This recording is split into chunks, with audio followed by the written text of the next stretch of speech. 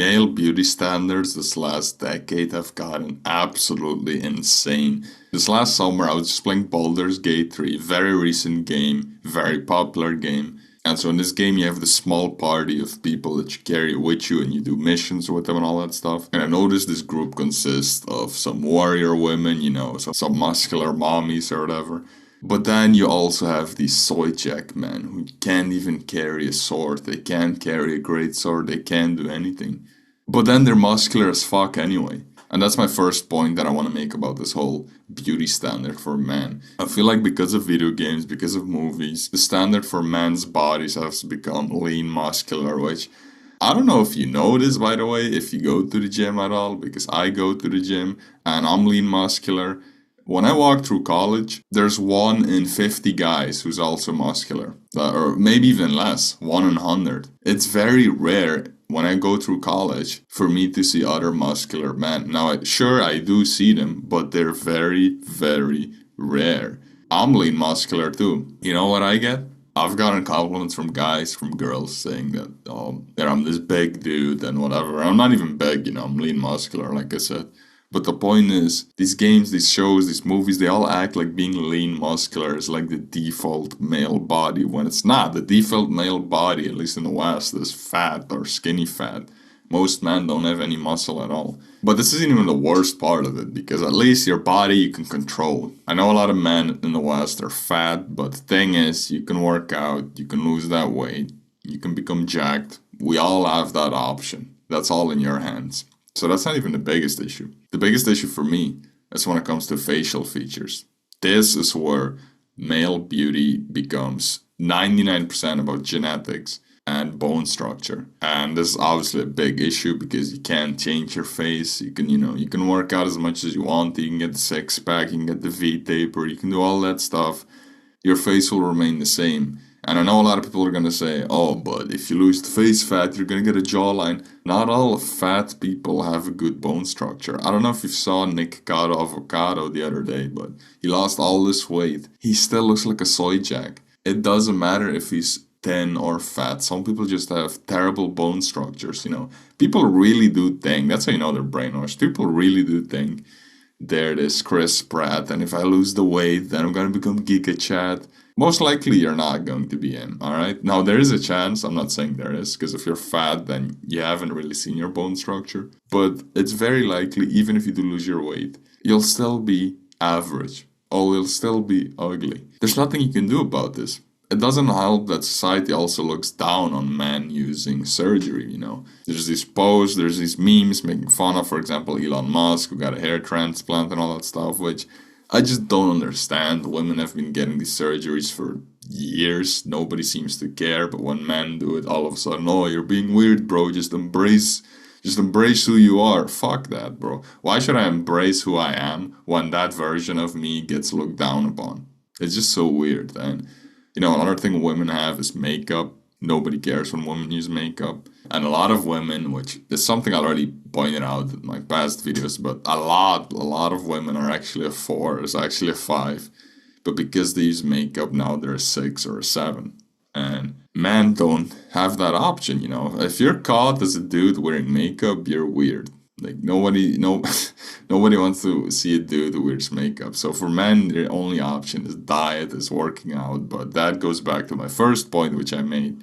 Nothing is guaranteed. You can lose all the weight you want. That won't guarantee that you'll have this wide jawline and all this stuff. Now, my second point is that male beauty is largely objective. There is this bullshit saying that beauty is in the eye of the beholder. It kind of is true, but it largely isn't. See, what's subjective about beauty is your hair color, your skin color. Do you like a guy with a beard? Do you like a guy clean shaven? Do you like a guy with long hair, with short hair? Do you like a guy bald? Those are subjective preferences. But when you look at the statistics, when you look at the data, the vast majority of attractive men all have the same features. All have wide jawlines, all have projected chins, all have high set cheekbones, thick eyebrows. It's always the same. And it's weird because for women, that's again not the case.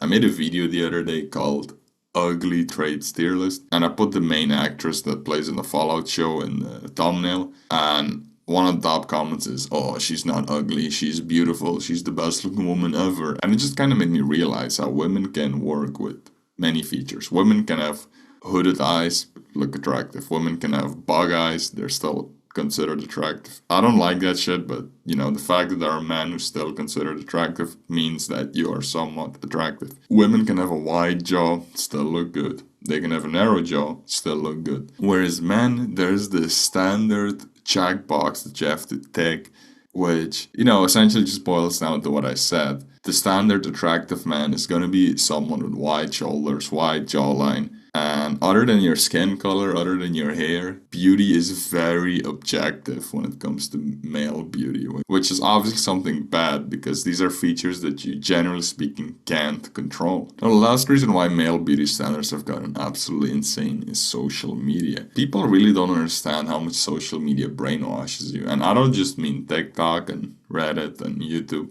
I'm more talking the movies that you watch, the shows that you consume, the games that you play. You see, when 9/11 happened, a lot of people in the West started hating Muslims. A lot of Muslims, like me, got a lot of bad reputation because of what those people did back in 2001. And here's what's funny about it.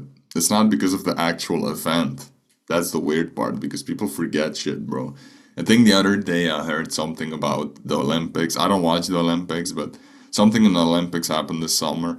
By next week, people move on. They don't give a shit. Most people have the attention span of a goldfish, so they just move on. And it's the same thing with 9/11. It happened, and I can guarantee you, bro, a month later, people forget. They move on. But the thing is, around that time, a lot of Hollywood movies came out with these Middle Eastern villains. And what do you think that's gonna do, bro, to a white kid? The average white kid. He sits down, he watches the movie. Every single time, the brown guy is bad. The white dude is good. Well, that's gonna do something to his brain, so on a subconscious level at least, because every time he sees a movie, the brown dude is bad, the white dude is good.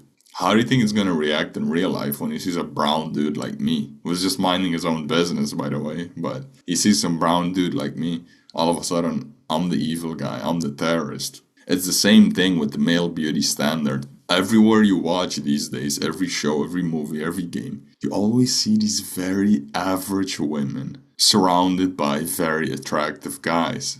I believe this is why a lot of women also these days think that they can get an attractive man even though they're average themselves, when realistically we should all date within our own league, if that makes sense. Realistically, a 5 should date a 5, a 6 should date a 6, a 7, you get what I mean. But the reason a lot of women these days, I believe, think that, they're a 5, but they think they can get like an 8 or a 9 is because they watch these movies and these movies subconsciously brainwash them. If I go back to Baldur's Gate 3, a lot of these men are these chiseled, ripped men with wide jawlines and all that shit. Why are the women in Baldur's Gate 3 so average? Other than this one female character called Karlach, the other two look very average, at least their body. Their body is very average, nothing special. But then the men are these chiseled, ripped, jacked dudes. I just don't get it. The equivalent of this would be if the girls would have these wide ass hips, big boobs, all that stuff. But of course, that's not allowed. But the other side is allowed. And so this just leads to these delusional women chasing chads, essentially. I mean, I even looked online for a few examples, and it's so crazy, guys. You have these women who are like overweight, and they still think they're an 8 or a 9. Girl, if you're overweight, at max you're a 5. I'm sorry to burst your bubble, but it's just the way it is. If you're overweight, you're never gonna be above a 5. That goes for both men and women, by the way. If you're overweight, you're just not attractive, bro, because you don't have that angular look. And for these women to say, oh, I'm a little bit overweight, but I'm still an 8 or a 9. No, you're not. But you can see where this comes from, this whole idea that these girls believe they should deserve an 8 or a 9 man when they themselves are a 4 or a 5. It's because all these shows, games that they watch, have all these insanely attractive men in them, and then the girls always bang average, and they end up together, and they believe that they can get that exact life. But yeah, that's a video, man. I'm talking for too long, probably, so we'll see you in the next video.